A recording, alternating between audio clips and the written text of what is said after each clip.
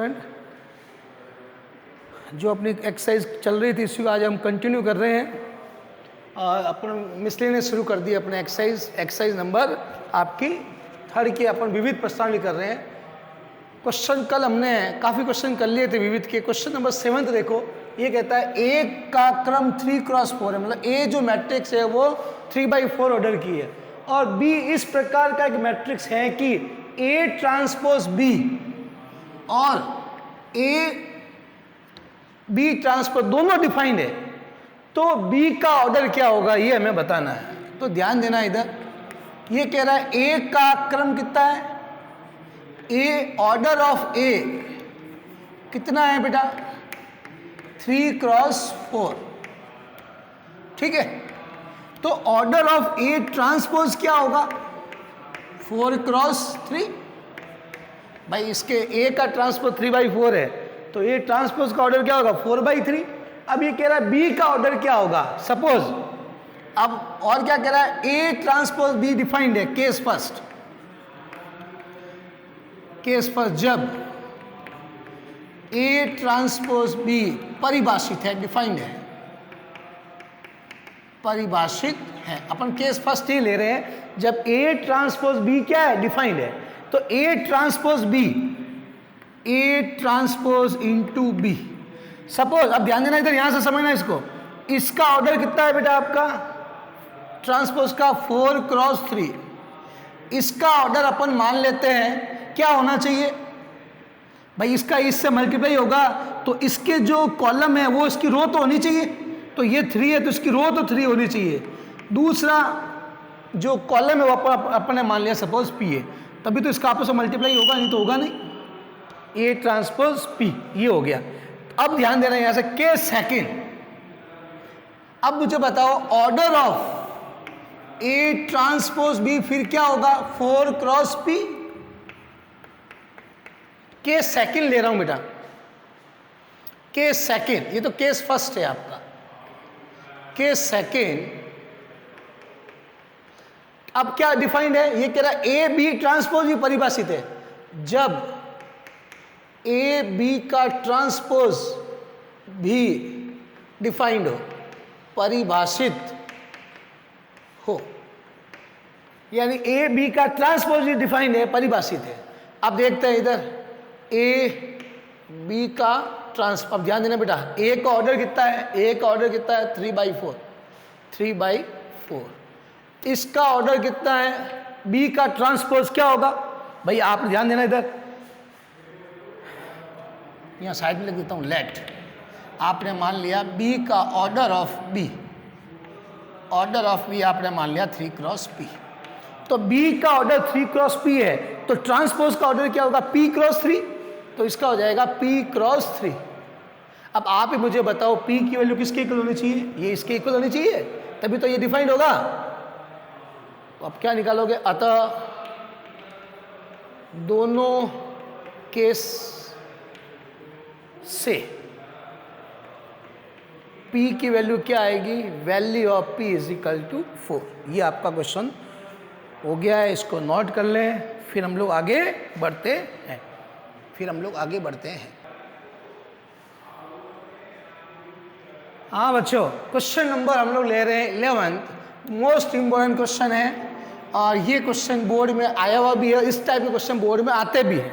क्या क्वेश्चन कह रहा है, इस टाइप क्वेश्चन मैंने जब इसकी थ्योरी लिखाई थी सिमेट्रिक मैट्रिक्स से मैंने क्वेश्चन भी करके आपको बताया था, ठीक है ना, उस समय हमने किया था। आज हम एक्सरसाइज का क्वेश्चन ले रहे हैं। क्या कह रहा है ये, एक मैट्रिक्स ए एक मैट्रिक्स है, इस मैट्रिक्स को हमें सिमेट्रिक और स्क्यू सिमेट्रिक पदों के योग के रूप में लिखना है, यानी सम के फॉर्म में इसको लिखना है।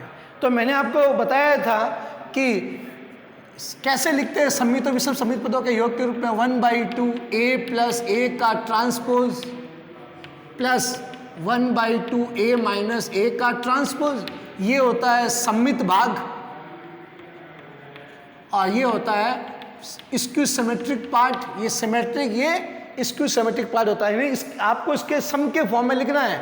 इसको हम लोग शॉर्ट में कहते थे कि ये p है और इसको कहते हैं हम लोग ये Q है, यानी आपको इसको दोनों के सम के फॉर्म में लिखना है, इसके लिए आपको पहले P निकालना पड़ेगा और Q, यानी एक तो सममित भाग ज्ञात करना पड़ेगा और एक विषम सममित भाग Q निकालना पड़ेगा, फिर दोनों को ऐड करके लिख देंगे। तो सबसे पहले अपन क्या करें, A गिवन है, गिवन क्या है, मैट्रिक्स A कितना है बेटा 6 2 5 4,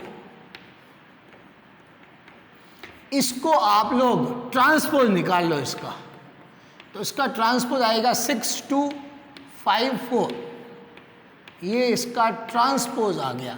अब आप P निकालोगे, P का मतलब सिमेट्रिक पार्ट, तो पहला पॉइंट क्या लिखोगे, सममित सममित भाग ज्ञात करना, to find symmetric part, to find symmetric part. Symmetric part के लिए पहले क्या निकालना पड़ेगा, A प्लस ए का ट्रांसपोज, A प्लस ए का ट्रांसपोज, तो वो P होता है, क्या होता है सिमेट्रिक पार्ट 1/2, फिर A प्लस ए का ट्रांसपोज, तो P 1/2, मैट्रिक्स A की जगह A की वैल्यू रख दो, कितनी है बेटा 6 2 5 4, प्लस A का ट्रांसपोज कितना है 6 5 2 4, दोनों को बेटा ऐड कर दो।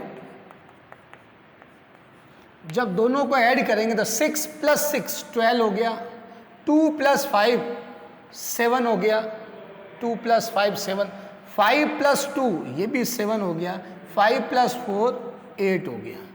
ये आपने P निकाल लिया, मतलब सिमेट्रिक पार्ट निकाल लिया। अब हम लोग क्या निकालेंगे बेटा, अब हम लोग निकालेंगे Q, Q का मतलब स्क्यू सिमेट्रिक पार्ट। तो सेकंड पॉइंट क्या लिखेंगे, विषम सममित भाग ज्ञात करना, to find skew symmetric part, to find skew symmetric part मतलब Q निकालना है। Q क्या होता है बेटा, we know that Q is equal to 1/2 A minus A का ट्रांसपोज, 1/2 A की वैल्यू ये रही 6 2 5 4, 6 2 5 4 plus minus A transpose, A transpose क्या है इसका 6 5 2 4। अब दोनों को ऐड करते हैं, ये कितना आएगा, ध्यान देना 6 माइनस 6 0, 2 माइनस 5 माइनस 3, इस पे इसको सब्ट्रैक्ट कर रहे हैं, 5 माइनस 2 3, 4 माइनस 4 0, 4 माइनस 4 0, ये आपने निकाल दिया स्क्यू सिमेट्रिक पार्ट, वो सिमेट्रिक पार्ट ये स्क्यू सिमेट्रिक। अब हम लोग लिखेंगे, हम जानते हैं कि किसी भी मैट्रिक्स ए को मैट्रिक्स, किसी भी वर्ग मैट्रिक्स, किसी भी स्क्वायर मैट्रिक्स ए को सममित व विषम सममित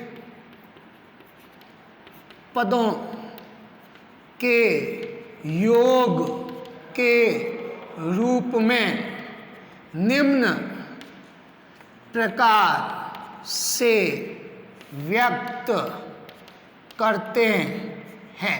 we know that we write symmetric and skew symmetric matrix in terms in sum of two terms. अब क्या लिखेंगे इसको,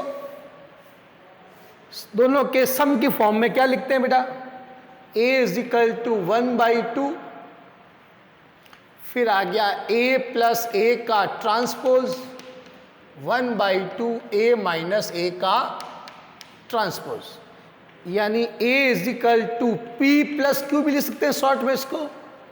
अब a की जगह a की वैल्यू रख दो, p की जगह p की वैल्यू रख दो। p कितना है आपका, p आया है 1/2 12 7 7 8 प्लस q आपका कितना है 0 माइनस 3 3 0। अब अगर आप इसको पूरा वापस सॉल्व करते हो तो वापस मैट्रिक्स ए के इक्वल आ जाएगा। अगर इसकी अगर आप लेफ्ट हैंड साइड ये राइट हैंड साइड लेके चलते हो तो वापस राइट हैंड साइड क्या आ जाएगा, मैट्रिक्स ए आपको मिल जाएगा। नोट कर लो इसको भी जल्दी से, फिर हम लोग आगे बढ़ते हैं बेटा।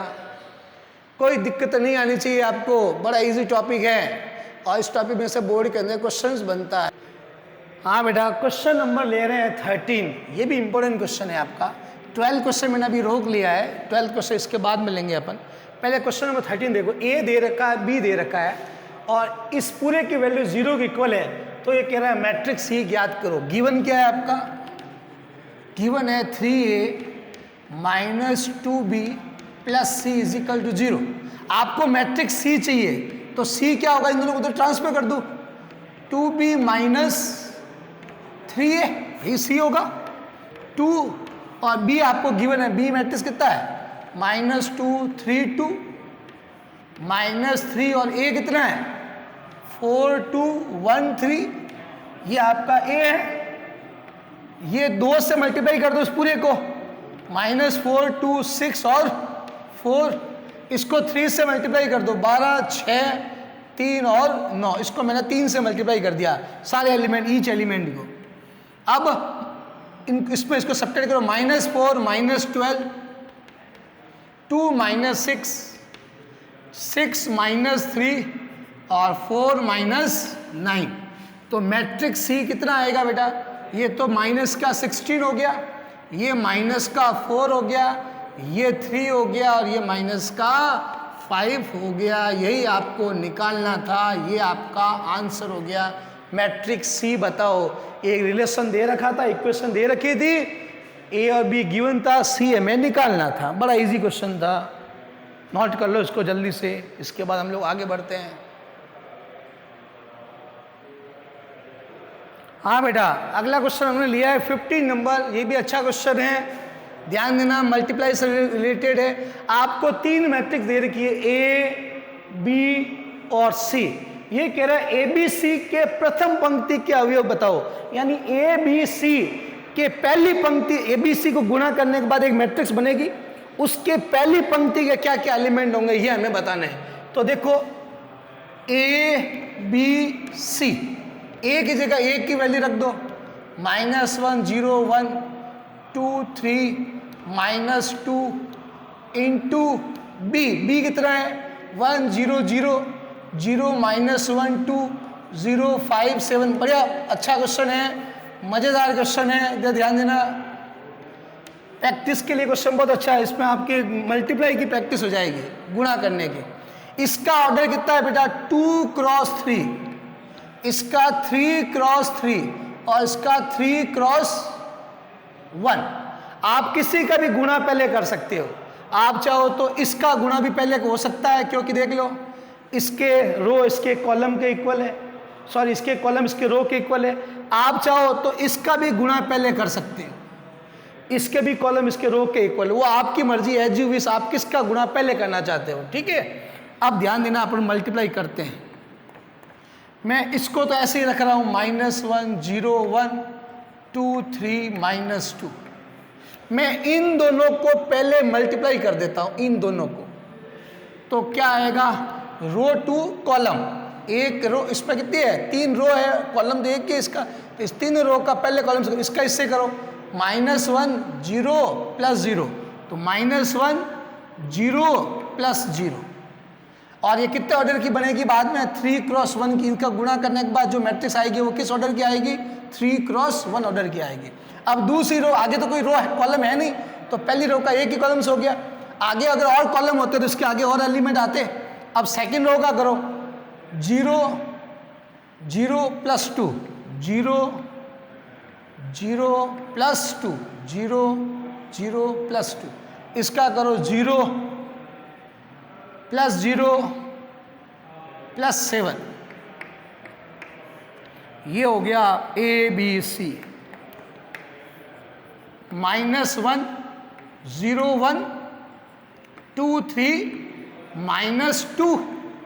अब ध्यान देना बेटा, इधर ये कितना हो गया -1, ये 2, ये 7, इसका ऑर्डर है 2 क्रॉस 3, इसका 3 क्रॉस 1, इसका भी गुणा संभव है, देख लो, करो अब इसका गुणा, row two column A B C, क्या होगा, पहली रो का पहले कॉलम से करो, माइनस माइनस प्लस 1, इसका इससे +1 0 +7, तो 1 + 0 +7, दूसरी रो का करो -2, फिर +6 और -14, तो कितना आएगा ए बी सी, ए बी सी आपका मिल गया, ए बी सी कितना है बेटा, ऊपर तो 8 हो गया, 1 + 7 8, नीचे कितना हुआ, ये हो गया -16 प्लस का 6 माइनस का 10 हो गया, माइनस का 10। अब ये आपसे क्या कह रहा है, इसका ऑर्डर कितना है, 2 क्रॉस 1, ये कह रहा है एबीसी जो मैट्रिक्स आएगा उसके फर्स्ट रो के एलिमेंट बताने हैं, तो इसकी फर्स्ट रो कौन सी है, यही तो है, तो क्या लिखेंगे, ए बी सी के प्रथम पंक्ति के अवयव, element of first row of ABC कितना आएगा, 8, यही आपको रिजल्ट निकालना था, नोट कर लो बेटा। इसके बाद नेक्स्ट क्वेश्चन पे चलते हैं अपन। इस क्वेश्चन से आपके क्या हुआ, आपका वापस एक बार मल्टीप्लाई करने का रिवीजन हो गया, मल्टीप्लाई कैसे करते हैं ये आपने वापस सीख लिया, एक बार रिवीजन हो गया। हाँ बच्चों, अब क्वेश्चन नंबर 4, तो ये आप लोग क्वेश्चन नंबर देखो 16, मैंने आपको क्वेश्चन 9th और 14 होमवर्क दिया था, कल जब क्लास ली थी मैंने, तो 9th और 14 मैंने होमवर्क दिया था, अब क्वेश्चन नंबर 15 मैंने भी आपको करवा दिया। क्वेश्चन नंबर 16 देखो, आपको मैट्रिक्स ये दे रखी है, आपको A × A ट्रांसपोज निकालना है, क्या निकालना है, A × A का ट्रांसपोज फाइंड आउट करना है, सॉल्व कर रहे हैं, A × A का ट्रांसपोज, तो पहले A × A ट्रांसपोज निकालते हैं, तो A तो आपको गिवन है, ऐसे कैसे लिख दे, cos theta sin theta minus sin theta cos theta into इसका ट्रांसपोज लो, मैट्रिक्स A का ट्रांसपोज लो, क्या आएगा, cos theta sin theta minus sin theta और cos थीटा, मैंने ये A का ट्रांसपोज लिखा है। अब इसका रो टू कॉलम मल्टीप्लाई करते हैं, R2C में गुणा करो, इसका ऑर्डर 2 क्रॉस 2, इसका भी 2 क्रॉस 2, देख लो ये इसके इक्वल है, गुणा हो सकता है, इसका गुणा हो सकता है, करो, पहली रो का पहले कॉलम से cos² थीटा प्लस इसका इससे sin² थीटा, इसका इससे करो minus cos theta sin theta plus sin theta cos theta, ये मैंने पहली रो का दोनों कॉलम से कर दिया।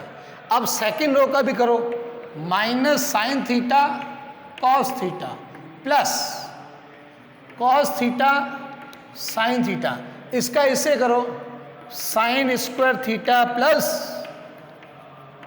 अब देखो बेटा ये सही है, चला गया, और आप लोग आइडेंटिटी जानते हो सर्वसमीका कि sin² theta plus cos² theta बेटा 1 होता है, 1 के इक्वल होता है, तो यहाँ पे इस पूरी जगह क्या आ गया, 1, ये 0 0 और ये 1, ये आपने A × A का ट्रांसपोज, इसको अगर आप ये इकाई मैट्रिक्स ये यूनिट में, इसको शॉर्ट में क्या लिख सकते हैं, I2 भी लिखा जा सकता है, ये लिखो, ये भी राइट है, और चाहो इसको ये लिखना चाहो ये भी राइट है। यहाँ तक क्वेश्चन को नोट कर लो, फिर अपन आगे बढ़ते हैं। हाँ बेटा, क्वेश्चन नंबर 17 देखो, ये भी बोर्ड के अंदर क्वेश्चन आता है, इंपॉर्टेंट क्वेश्चन है, 1 नंबर का क्वेश्चन या 2 नंबर का क्वेश्चन बन सकता है बोर्ड के अंदर। ध्यान देना, आपको 1x1 ये matrix into 1 2 3 4 5 6 3 2 5 into 1 2 3 is equal to 0 given है। आपको ये कह रहा है तो x की वैल्यू ज्ञात करो, आपको किसकी वैल्यू निकालनी है, x की वैल्यू हमें फाइंड आउट करनी है। आप चाहो तो पहले इसका इससे गुणा कर सकते हो, चाहो तो इन दोनों को गुणा, देखो इसका ऑर्डर कितना है, इसका ऑर्डर है आपका 1 क्रॉस 3, इसका 3 क्रॉस 3, इसका 3 क्रॉस 1, कोई भी गुणा पहले किया जा सकता है, इसका गुणा भी पहले किया जा सकता है, इसका गुणा भी पहले किया जा सकता है। तो देखो अपन आगे वाले का पहले गुणा कर लेते हैं। इसका करो, इससे पहले कॉलम से क्या आएगा बेटा, 1 + 4 + 9, पहली रो का पहले कॉलम से, दूसरी रो का पहले कॉलम से 4, 10 और 18, 4, 10 + 18, ये आएगा तो 3 + 4 और प्लस का 15 = 0। 1x1 ये कितना आ जाएगा 14, ये कितना हो गया 28 × 4 = 32, ये कितना हो गया 7 और 5 7 और 15 22 = 0। अब इसका इससे गुणा करते हैं वापस रो टू कॉलम। क्या आएगा, पहली रो का पहले कॉलम से करो बेटा, 14 + 32x + 22 = 0। इसका इससे 14 32x + 22 = 0। ये जीरो मैट्रिक्स इक्वल है, ये जीरो का मतलब जीरो मैट्रिक्स। तो ये पूरा कितना हो गया 32x प्लस ये कितना हो गया 14 और 22, ये 4 इसके 26 और तो 36 हो गया 36 = 0। तो 32x = 36 माइनस के x = -36/30। x की वैल्यू कितनी आएगी, काटो किस टेबल से, 4 से काटते हैं अपन, 4 से गया ये 9 बार और ये 8 × 32, ये इसका x का मान आ गया -9/8। इसको भी आप लोग नोट कर लो बड़े आराम से, इसमें कोई दिक्कत है तो आराम से समझो इसको। हाँ बेटा, क्वेश्चन नंबर ले रहे हैं 12th, आज की क्लास का लास्ट क्वेश्चन है। आपको मैट्रिक्स ए दे रखी है तो ये चारों प्रूफ करने हैं कि ए का ट्रांसपोज इनटू वापस ट्रांसपोज ए के इक्वल होगा पहला, फिर दूसरा ये, तीसरा ये, चौथा ये, 4 क्वेश्चन आपको प्रूफ करने हैं। तो पहला पार्ट ले रहा हूँ, क्या सिद्ध करना है, ए का ट्रांसपोज कि किसके इक्वल होगा। मैं लेफ्ट हैंड साइड सॉल्व कर रहा हूँ। पहले मैं ए लिख रहा हूँ, ए कितना है 2 1 1 -1 0 2 0 1 3। इसका ट्रांसपोज लेते हैं। ट्रांसपोज लेना तो आपको आता ही है बेटा, क्या आएगा 2 1 1, रो को कॉलम बना रहे हैं, 0 2 0 1 3, ये अपन ने इसका ट्रांसपोज ले लिया। अब ये क्या कह रहा है, अगेन इसका ट्रांसपोज वापस एक इक्वल होगा, तो इसका मैं वापस एक बार ट्रांसपोज ले रहा हूं, इसका अगेन ट्रांसपोज, इसका वापस एक बार ट्रांसपोज लिया तो क्या आता है देखो। इसका जब मैंने ट्रांसपोज लिया तो ए ट्रांसपोज का ट्रांसपोज, क्या इसका ट्रांसपोज ले, रो को कॉलम बनाओ तो क्या होगा 2 -1 0, ये आ गया आपका 1 0 1, ये हो गया 1 2 3, यानी ए का ट्रांसपोज ये बेटा वापस यही तो है, ये आपका अगेन क्या है मैट्रिक्स यही तो है, इजिकल टू क्या हो गया ए, यानी क्या आ गई। तो ये आपने पहला क्वेश्चन प्रूफ कर दिया कि ए का ट्रांसपोज उसका अगेन ट्रांसपोज वापस क्या होता है, ए ही होता है। सेकंड पार्ट हम लोग प्रूफ कर रहे हैं। सेकंड क्या कहता है, ए प्लस ए ट्रांसपोज एक सिमेट्रिक मैट्रिक्स है, प्रूफ करना है। तो मैं पहले सेकंड आपका क्वेश्चन है ए प्लस ए का ट्रांसपोज एक सममित मैट्रिक्स है, ये प्रूफ करना है, सॉल्व कर रहा हूं। तो इसके लिए मैं पहले ए प्लस ए ट्रांसपोज निकालूंगा।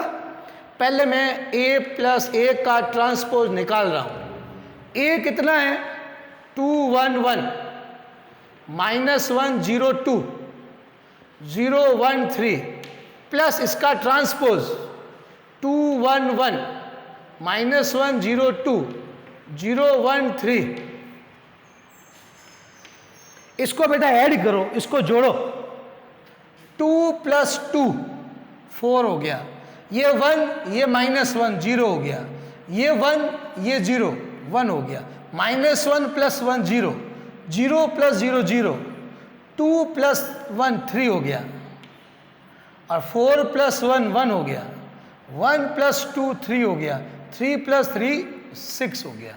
ये आपने a प्लस ए का ट्रांसपोज निकाल दिया। इसको मैं लेट p मान लेता हूँ। क्या मान लूँ कि अपने एक नया मैट्रिक्स p आ गया, मान लिया आपने, p मान लिया, ठीक है। आप p अगर नहीं मानना चाहो तो r मान लेना, c मान लेना, जो आपकी मर्जी मान लेना।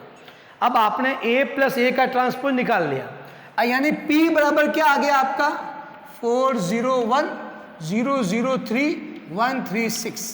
p का मतलब a प्लस ए ट्रांसपोज ही है। अब ये कह रहा है कि सिद्ध करो कि a प्लस ए का ट्रांसपोज एक सममित है। सममित कैसे प्रूव करते हैं? किसी मैट्रिक्स का ट्रांसपोज लेते हैं। सममित के लिए क्या है कंडीशन? ट्रांसपोज लेते हैं और a आ जाता है तो अपन क्या कहते हैं? सममित मैट्रिक्स, है ना। तो मैं p का ट्रांसपोज लूं और वापस p आ गया तो मैं क्या कहूंगा? ये एक सममित है, सिमेट्रिक है। तो मैं p का ट्रांसपोज ले रहा हूं, p का ट्रांसपोज 4 0 1 0 0 3 1 3 6। देखो बेटा, इसका ट्रांसपोज ले रहे हैं। डायरेक्ट भी ले सकते हैं, लेकिन मैं ऊपर टी लिख के समझा रहा हूँ पूरा। डायरेक्ट भी अपन ले सकते थे इसको रो के ना, लेकिन मैंने ऊपर टी लिख के पूरा ढंग से समझा रहा हूँ। तो ये 4 0 1, ये 0 0 3 1 3 6। बेटा अगेन देख लो आप, वापस सेम ये क्या आया, यानी p का ट्रांसपोज वापस p तो आया, p का ट्रांसपोज अगेन क्या आया? p आया। तो इसकी जगह मैं वापस क्या लिख दूं? p लिख देना। फ्रॉम इक्वेशन 2 से वापस p आया। इसका मतलब क्या हुआ? अतः इससे सिद्ध होता है कि a प्लस ए का ट्रांसपोज एक सिमेट्रिक मैट्रिक्स होगा, सममित मैट्रिक्स होगा। ये आपने प्रूव कर दिया कि a, इससे सिद्ध होता है कि a प्लस ए का ट्रांसपोज एक सममित मैट्रिक्स होगा। यहां तक नोट कर लो। अब इसका तीसरा पार्ट क्या कह रहा है बेटा? हमें प्रूव करना है कि a माइनस ए का ट्रांसपोज एक क्या होगा?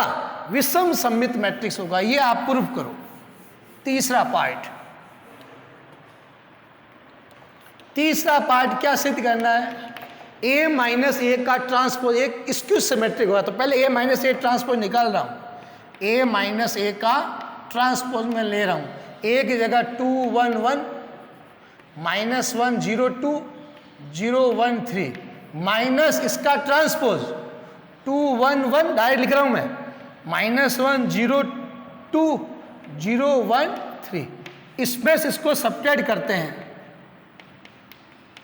तो क्या आएगा? 2 माइनस 2 0 1 और ये प्लस 1 हो गया, 2 हो गया। 1 माइनस 0 1 हो गया, माइनस 1 माइनस 2 हो गया। 0 minus 0 0, 2 minus 1 1, 0 minus 1 minus 1, 1 minus 2 minus 3 minus 3,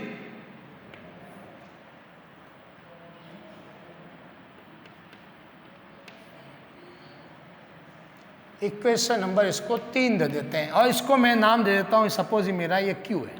अब अगर इस Q का मैं ट्रांसपोज लूं, मतलब a माइनस ए का ट्रांसपोज लूं और वापस a आ जावे, तो मैं कह सकता हूं कि ये भी एक स्क्यू सिमेट्रिक है।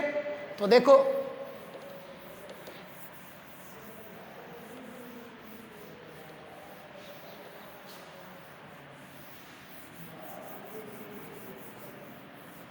ध्यान देना बेटा, इसका ट्रांसपोज ले रहा हूं, Q का ट्रांसपोज यानी 0 2 1 माइनस 2 0 1 माइनस 1 माइनस 1 0 का ट्रांसपोज लिया, लेते हैं ट्रांसपोज। तो क्या आएगा? 0 2 1 माइनस 2 0 1 माइनस 1 0। ये आया इसका। अब ये अभी देखो, ये वापस Q तो आया नहीं। अगर वापस Q आ जाता तो मैं कहता सिमेट्रिक है। मैं माइनस कॉमन लेता हूं, माइनस कॉमन लिया तो क्या होगा? जो एलिमेंट प्लस है वो माइनस हो गया, जो माइनस है वो प्लस हो गया। ये 0, ये हो जाएगा प्लस का 2 प्लस का 1, ये माइनस 2 0 ये 1, ये माइनस 1 और ये 0। Q का ट्रांसपोज। अब देख लो बेटा, ये वापस Q बन गया, बन गया। इसकी जगह क्या लिख दूं मैं? इस पूरे मैट्रिक्स का क्या लिख सकता हूं? Q। तो आप देख सकते हो Q का ट्रांसपोज, हम जानते हैं A का ट्रांसपोज अगर माइनस ए आता है तो अपन क्या कहते हैं, ये एक स्क्यू सिमेट्रिक है, विषम सममित है। तो Q का ट्रांसपोज क्या आया, माइनस क्यू है, इसका मतलब A माइनस ए ट्रांसपोज क्या है, विषम सममित है। अतः इससे सिद्ध होता है कि A माइनस ए का ट्रांसपोज एक स्क्यू सिमेट्रिक है, विषम सममित होगा। ये हमने प्रूफ कर दिया कि ये एक विषम सममित होगा। नोट कर लेना बेटा। मैं लास्ट पार्ट, इसका चौथा पार्ट ले रहा हूं। क्या कह रहा है, A इंटू ए ट्रांसपोज और ये सममित होगा। पहला, चौथे का पहला पार्ट मैं ले रहा हूं, सॉल्व कर रहा हूं। चौथे का पहला पार्ट क्या निकाल रहा हूं, A इंटू ए ट्रांसपोज। क्या निकाल रहा हूं, A into A transpose. A into A का ट्रांसपोज, A कितना है 2 1 1 -1 0 2 0 1 3, इसका इंटू इसका ट्रांसपोज 2 1 1 -1 0 2 0 1 3। बेटा रो 2 कॉलम गुणा कर दो, रो 2 कॉलम मल्टीप्लाई करो, इसका कितना आएगा 4 + 1 + 1 4 + 1 + 1। सेकेंड रो से करो -2 0 + 2 -2 0 + 2। थर्ड रो से करो, थर्ड कॉलम से 0 + 1 + 3 0 + 1 + 3। अब सेकेंड रो का करो पहले कॉलम से -2 0 + 2 -2 0 + 2। सेकेंड कॉलम से करो +1 0 + 4 1 + 0 + 4। थर्ड कॉलम से करो 0 0 + 6 0 0 + 6। थर्ड रो का फर्स्ट कॉलम से करो 0 3 + 3 0 3 + 3। इसका करो 0 0 + 6 0 0 + 6। ऐसे कैसे, इसका करो 0 + 1 + 9 0 + 1 + 9। ये इसका गुणा आया है। अब इसको कैलकुलेट करते हैं, तब क्या आता है देखो। जब अपन इसको कैलकुलेट करेंगे तो A इंटू ए का